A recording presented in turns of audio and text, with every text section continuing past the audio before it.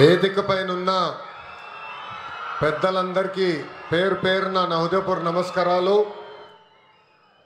కొంతమంది గురించి ప్రత్యేకంగా నేను మాట్లాడాల్సిన అవసరం ఉంది. మొదటి వ్యక్తి మన పవర్ మంత్రి గొట్టిపాటి రవి గారు, మనందరి స్వామి ఎవరు డోల బాల వీరాంజనేయుల స్వామి గారు. బుడ్డోడని ఆయనే సెల్ఫ్గా చెప్పారు. బుడ్డోడైనా ఉగ్ర నరసింహ రూపం ఉంది. నేనేమైనా హామీ మర్చిపోతే నన్ను వదిలిపెట్టుకున్న వెంటాడిన ఉగ్ర నరసింహారెడ్డి గారు, గౌరవ కలెక్టర్ గారు తమిన అన్సారియా గారు, గౌరవ చీఫ్ సెక్రటరీ విజయానంద్ గారు, నాకు కుటుంబ సమానమైన పిఎంఎస్ ప్రసాద్, అందరికీ నా హృదయపూర్వక నమస్కారాలు. ఉమ్మడి ప్రకాశం జిల్లా అంటే నాకు మొదటి గుర్తు వచ్చేది పౌరుషం, ప్రేమ. ఇక్కడ ప్రజలకి పౌరుషం ఎక్కువ, ప్రేమ కూడా ఎక్కువ. ప్రకాశం జిల్లాకు టీడీపీ అన్నా, చంద్రబాబు నాయుడు గారన్నా పెద్ద ఎత్తున ప్రేమ ఉంది. 2019లో ఎదురుగాలి ఉన్నా మీరు 4 శాసనసభ్యుల్ని తెలుగుదేశం పార్టీలో గెలిపించారు. 2024 ఎన్నికల్లో 10 సీట్లు తెలుగుదేశం పార్టీని గెలిపించారు. యువగలం పాదయాత్ర చేసినప్పుడు ఇక్కడ ప్రజల కష్టాలు నేరుగా నేను చూశాను. ప్రకాశం జిల్లాలో యువగలం ఒక ప్రభంజనంగా నడిచింది. వాస్తవంగా ఆంధ్ర రాష్ట్ర చరిత్రలో మార్పు మొదలైందంటే అది 2022లో ప్రకాశం జిల్లాలో జరిగిన తెలుగుదేశం పార్టీ మహానాడని సభాముగా తెలుపుతున్నా.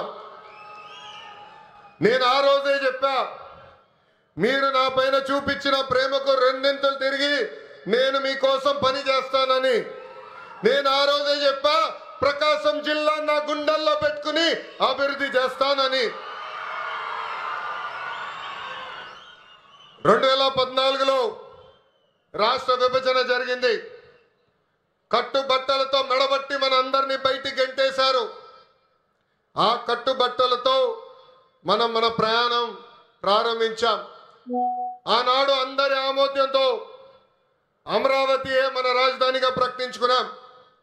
ఒకే రాజధాని అభివృద్ధి వికేంద్రీకరణ నినాదంతో మన ప్రభుత్వం పనిచేసింది. అనంతపురానికి ఆటోమోటివ్ కంపెనీలు తీసుకొచ్చాం. చిత్తూరు కడప జిల్లాకి ఎలక్ట్రానిక్స్ కంపెనీలు తీసుకొచ్చాం. కర్నూలు జిల్లాకి విద్యుత్ సోలార్ కంపెనీలని తీసుకొచ్చాం. ఇంకో పక్కన ప్రకాశం జిల్లాకి అతి పెద్ద పేపర్ మిల్ తీసుకొస్తే గత ప్రభుత్వం ఆ కంపెనీని తరిమేసింది. ఆక్వా రంగాలను ప్రోత్సహించాం. ఇంకా ఉత్తరాంధ్రాని విశాఖపట్నాన్ని ఏకంగా ఐటీ ఫార్మా హబ్గా కూడా మనం తయారు చేసుకున్నాం. ఇంకా 2019 నుంచి 24 వరకు ఏం జరిగిందో నాకన్నా మీకే బాగా తెలుసు.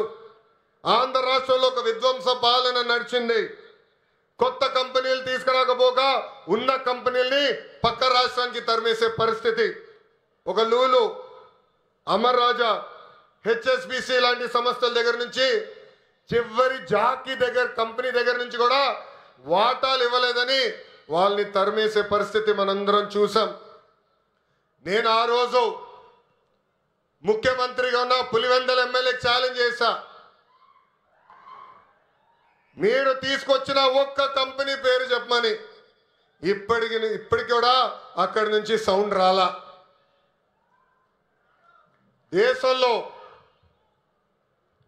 దేశంలో ఎప్పుడు జరిగిన విధంగా నేను పాదయాత్ర చేశా. ఒక మాటలో చెప్పాలంటే యువగలం పాదయాత్ర నాలో మార్పు తీసుకొచ్చింది. గంగాధర్ నెల్లూరు నియోజకవర్గం చిత్తూరు జిల్లాలో ఉంటుంది. ఆ నియోజకవర్గంలో పాదయాత్ర చేస్తున్నప్పుడు ఒకరోజు రాత్రి చివరి గ్రామం అక్కడ నేను నడుస్తున్నప్పుడు ఒక తల్లిని చూసా. రోడ్డు మీద కూర్చుని బోండాలు వేస్తుంది. ఆమెను అడిగా, అమ్మా ఆకలేస్తుంది నీ పక్కన కూర్చోవచ్చా, నాకు బోండాలు వేస్తాను అడిగా. స్టూల్ లాగా వేసి కూర్చో బాబాని చెప్పింది. ఆమె మాట్లాడుతూ ఆమెను అడిగా, ప్రభుత్వం నుంచి మీరేం ఆశిస్తున్నారు? ఆమె అప్పుడు చెప్పింది, మద్యంకి మా భర్త బానిసుడయి చనిపోయాడు. 30 సంవత్సరాలుగా నేను ఇక్కడ కూర్చుని బోండాలు వేస్తున్నాను. రూపాయి జమ చేర్చి మా 2 బిడ్డలు చదివించాను. ఆ 2 బిడ్డలకి ఉద్యోగాలు కల్పించు బాబు అని ఆనాడు ఆమె కోరింది. ఇప్పుడు కూడా బాగా గుర్తు ఆ కోరిక. ఆ సంఘటన తర్వాత మరుసటి రోజు గౌరవ ముఖ్యమంత్రి చంద్రబాబు నాయుడు గారికి నేను ఫోన్ చేసి, ఎట్టి పరిస్థితుల్లో మేనిఫెస్టోలో మనం ఒక మొదటి హామీ పెట్టాలి. అది 5 సంవత్సరాల్లో 20 లక్షల ఉద్యోగ కల్పనే మన లక్ష్యంగా పెట్టాలని కోరటం జరిగింది. దేశంలో ఏ పార్టీ చేయని సాహసం ఎన్డీఏ ప్రభుత్వం చేసింది. ఆ హామీ ఇచ్చే ముందర నేను అనేక మందితో మాట్లాడా. వాళ్ళందరూ అన్నారు, ఈ హామీ మీరు సాధించగలుగుతారా, చేయగలుగుతారా అని అడిగారు. కానీ వాళ్ళు ఒకటే చెప్పా, నా ధైర్యం ఒకటే, నా బ్రాండ్ ఒకటే. ఆ బ్రాండ్ పేరు 3 అక్షరాల CBN. మొన్న ఢిల్లీలో ఒక ఇంటర్వ్యూకి వెళ్ళా. అక్కడున్న విలేకరు నన్ను అడిగాడు, తెలంగాణకి హైదరాబాద్ ఉంది, తమిళనాడుకి చెన్నై ఉంది, కర్ణాటకకి బెంగళూరు ఉంది, ఆంధ్ర రాష్ట్రానికి ఏముందని అడిగారు. అతన్ని ఒకటే చెప్పా, మాకు చంద్రబాబు నాయుడు గారు అని ఒక బ్రాండ్ ఉన్నాడు, అందుకే మా రాష్ట్రం రూపురేఖలు మేము మార్చబోతున్నామని. 2024 ఎన్నికల్లో సైకో పాలకుకు బాయ్ చెప్పి సైకిల్, గ్లాస్, కమలం పాలన మనందరం కలిసికట్టుగా తీసుకొచ్చాం. గెలిచిన మొదటి రోజు నుంచి ఉద్యోగాల వేట మొదలు పెట్టాం. ఇప్పటి వరకు 8 లక్షల కోట్ల పెట్టుబడులకు, తద్వారా 5 లక్షల మంది నిరుద్యోగ యువకులకు ఉద్యోగాలు కల్పించడానికి ఒప్పందాలు కుదుర్చుకున్నాం, పనులు ప్రారంభించాం. దాంట్లో భాగంగా ఈ రిలయన్స్ ఎనర్జీ ప్రాజెక్ట్ కానివ్వండి, NTPC కానివ్వండి, భారతదేశంలోనే అతి పెద్ద ఆర్సిలర్ మిత్తల్ స్టీల్ ప్లాంట్ కానివ్వండి, BPCL, Tata power, TCS, LG electronics లాంటి అనేక కంపెనీలు మన రాష్ట్రానికి రాబోతున్నాయి. కుటుంబంలో ఒక్కరికి ఉద్యోగాలు కల్పిస్తే ఆ కుటుంబం పరిస్థితి మారుతుందని బలంగా నమ్ముతుంది ఎన్డీఏ ప్రభుత్వం.